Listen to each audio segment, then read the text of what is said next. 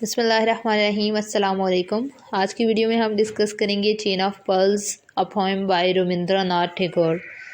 Rabindranath Tagore Bengali poet था जो कि मिस्टिसिज्म की वजह से मशहूर था और उसके अलावा बहुत ज़्यादा अचीवमेंट्स है उसकी पोइट्री के अंदर, लिटरेचर के अंदर, जिसमें उसकी सबसे बड़ी अचीवमेंट ये है कि वो पहला नॉन यूरोपियन राइटर था जिसने लिटरेचर में नोबेल प्राइज़ हासिल किया। तो ये अपनी तरह से एक उसकी काफ़ी बड़ी अचीवमेंट है।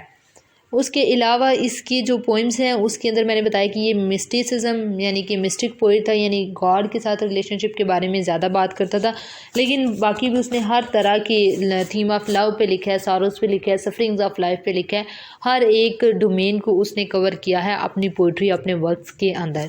जो प्रेजेंट पोइम है उसकी चेन ऑफ पर्ल्स, वो उसने अपनी मदर को डेडिकेट की है, उसने अपनी मदर को ट्रिब्यूट पेश किया है। उसके अंदर हम इस पोइम का देख लेते हैं कि लाइन बाय लाइन छोटी सी पोइम में क्या एनालिसिस बनता है, इसकी क्रिटिकल एप्रिसिएशन हमको किस तरह करनी है और इसमें क्या स्ट्रक्चर यूज़ किया गया है पोइम के अंदर। तो शुरू करते हैं हम इसकी टेक्स्ट से। Mother I shall weave a chain of pearls for the neck. कहते हैं कि माँ अपनी वालदा को स्पीकर एड्रेस कर रहा है कि मैं आपकी गर्दन के लिए, आपकी नेक के लिए एक चेन ऑफ पर्ल्स बनाना चाहता हूँ, यानी कि मोतियों से भरी हुई एक चेन बनाना चाहता हूँ। किसके साथ? विद माई टीयर्स ऑफ सारो, अपने गम ज़दा आंसू के साथ मैं आपके लिए एक चेन बनाना चाहता हूँ। The stars have brought their anchors of life to deck the feet. अब ये हाईली जो प्रेजिंग टोन है ये यूज़ की गई है कि जो सितारे हैं, जो सितारे हैं, उन्होंने इस तरह की शेप इख्तियार कर ली है कि उन्होंने मेरी वालदा के पाँव के लिए एक पाजेब बनाई है अपनी रोशनी से। But mine will hang upon the breast, लेकिन मेरी जो चेन है जो मैं बनाऊंगा मोतियों की, यानी कि मोती यानी कि आंसू से जो चेन आपके लिए बनाऊंगा वो आपके सीने पे सजेगी। Wealth and fame come from the, जो कामयाबियाँ हैं वो आपसे आती हैं। इसमें उर्दू में एक पोइम लिखी है, नेक्स्ट जो इसका स्टैंजा है उसमें उर्दू में एक पोइम लिखी है वसी शाह ने, पाकिस्तान के बहुत बड़े शायर हैं, और उन्होंने इस हवाले से माँ के लिए पोइम लिखी है। तो जब ये पोइम मैं पढ़ रही थी तो मुझे एग्जैक्टली वो पोइम उसकी याद आई, क्योंकि मुझे लगा कि शायद उसी पोइम का या तो ये तर्जमा है या इस उर्दू पोइम का वो इंग्लिश में तर्जमा है। खैर जाहिर सी बात है कि मदर के लिए बहुत ज़्यादा लिटरेचर लिखा गया जिसमें मदर की जो अपना सेक्रीफाइस है बच्चों के लिए तो उसको बयान किया गया। तो सबके जज्बात ऑल ओवर द वर्ल्ड एक जैसे ही होते हैं, जिसमें वसी शाह उर्दू में लिखते हैं, जिसमें हमें इसके नेक्स्ट स्टैंजा को समझने में मदद मिलेगी। ये कामयाबियाँ, ये इज़्ज़त, ये नाम तुमसे है, खुदा ने जो दिया था मकाम तुमसे है, तेरे दम से हैं खिले मेरे लहू में गुलाब, मेरे वजूद का सारा निज़ाम तुमसे है। जहाँ जहाँ है मेरी दुश्मनी सबब मैं हूँ, जहाँ जहाँ है मेरा एहतराम तुमसे है। तो ये कामयाबियाँ, ये इज़्ज़त, ये नाम तुमसे है, खुदा ने जो दिया मकाम तुमसे है।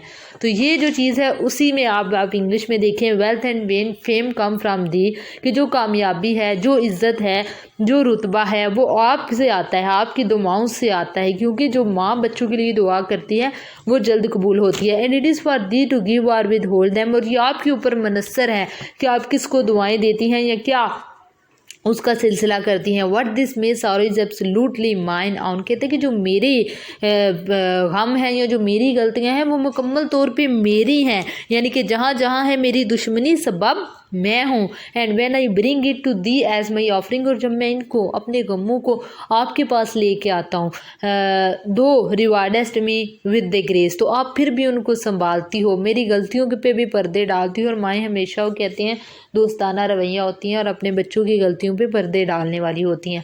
तो ये उसने उस हवाले से लिखी है पोइम के टेक्स्ट। तो इस हवाले से हमारी ख़त्म हो गई। काफ़ी अच्छे तरीके से उसने अपना relationship with his mother define किया। वो 14 साल का था जब टैगोर की वालदा की डेथ हो गई थी, और जब वो छोटा था तो उसने अपनी वालदा को अपने लिए, बच्चों के लिए बहुत ज़्यादा सेक्रीफाइस करते हुए देखा, अपनी लाइफ को पीछे, अपनी खुशियों को पीछे और बच्चों को आगे रखते हुए उसने देखा। इसके अलावा उसने एक और पोइम लिखी है अपनी वालदा को, जिसमें उसने ट्रिब्यूट पेश किया, I can not recall the face of my mother, क्योंकि वो 14 साल की उम्र में उसकी वफ़ात हो गई थी। तो इस हवाले से उसने अपनी मदर की प्रेज़ में काफ़ी ज़्यादा पोइम्स लिखे हैं, जिसमें से एक शामिल हाल ये भी है। लिटरेचर के अंदर हर राइटर ने तकरीबन माँ के प्रेज़ के लिए, माँ की एडमायरेशन के लिए पोइम्स लिखी हैं, तो इस हवाले से आप इसकी क्रिटिकल अप्रिसिएशन लिख सकते हैं। इसके अलावा अगर हम पोइम के स्ट्रक्चर की बात करें तो ये पोइम फ्री वर्स में लिखी गई है। उसका अपना एक कोलोकियल स्टाइल है, यानी कि आम सा स्टाइल है, जिसके अंदर कन्वर्सेशनल स्टाइल है, जिसमें वो लिखता है।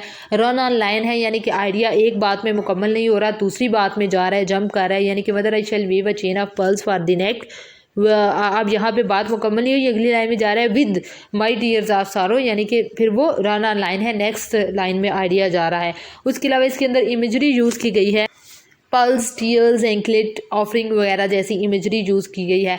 टोन इसकी एडमायरिंग पोइन है, एप्रिशिएटिंग पोइन है, प्रेजिंग टोन है इसके अंदर यूज़ की गई। तो इस हवाले से इन सारी चीज़ों को ऐड करते हुए मज़ीद उसकी पोइम का रेफरेंस जो मैंने बताया, I can not recall the face of my mother, इसका हवाला देते हुए आप इसका अच्छा मटेरियल यूज़ करते हुए एक वेल मैनेज्ड आंसर इसका बना सकते हैं।